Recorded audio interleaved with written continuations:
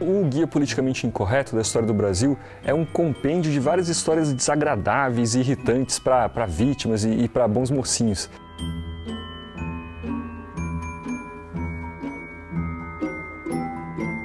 O meu objetivo foi tentar mostrar essa nova história do Brasil para o público geral. Claro que não toda a história, toda essa nova história, e sim só o lado mais desagradável, mais politicamente incorreto, né, mais maldoso dessa nova história do Brasil.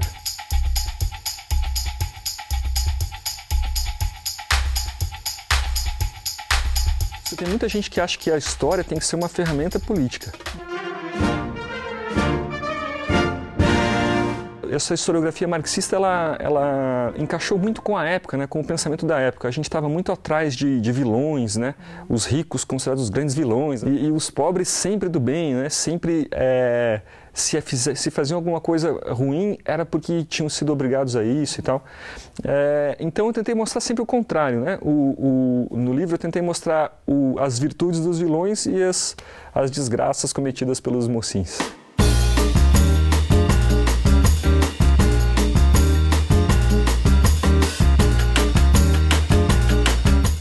E assim a gente pode fazer uma conciliação com a história do Brasil, sabe?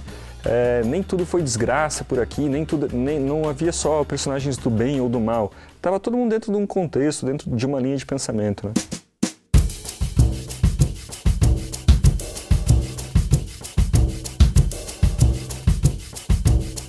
Eu não nego no livro que muitos índios sofreram muito com a escravidão, mas tem alguns personagens dessa história que foram esquecidos. Por exemplo, o índio colonial. O índio colonial tem vários relatos, agora está se descobrindo, relatos de governadores, de oficiais de cidades que falam, chegaram hoje 30 índios interessados em viver com a gente, trabalhar por aqui. Essas pessoas, elas pacificamente deixaram de ser índios, elas estavam mais interessadas em fazer parte da sociedade brasileira, ou seja, dentro daquela ideia de que os índios foram extintos e tal, tem muitos índios que, por vontade própria, entraram na sociedade, né?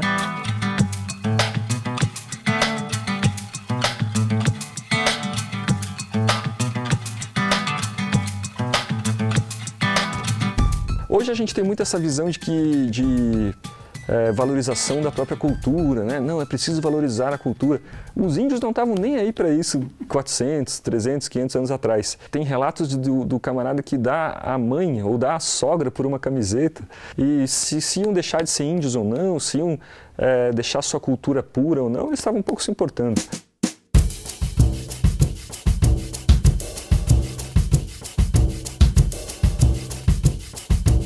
O Zumbi, por exemplo.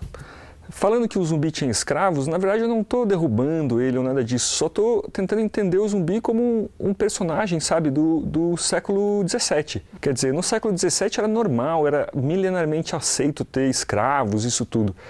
O Zumbi e nem outros negros que tinham escravos, que compravam escravos e vendiam, achavam errado isso, né?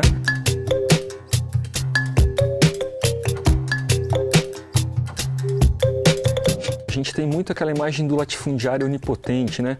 Aquele senhor que ao redor dele girava tudo, ele mandava em tudo, todas as pessoas, os negros, os livres, todos giravam em torno dele. E se sabe hoje que o latifundiário era um personagem um pouco lateral da história do Brasil. O grosso da economia era feito por pessoas livres ou por pessoas que tinham 1, 2, no máximo 4 escravos.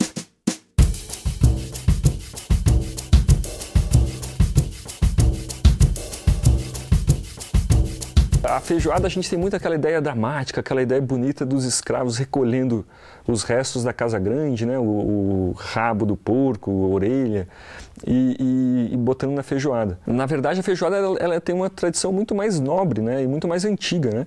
Ela é um prato latino, né? Na Europa tem até a fabada asturiana, que é parecidíssima com a feijoada. Tem o cassoulet, que é quase a mesma coisa com feijão branco.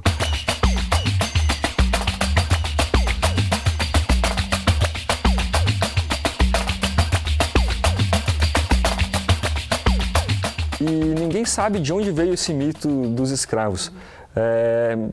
Acho que a beleza dele, né, é uma história dramática, ela convence sempre. Acho que daqui 80 anos a gente ainda vai acreditar que a feijoada foi feita assim.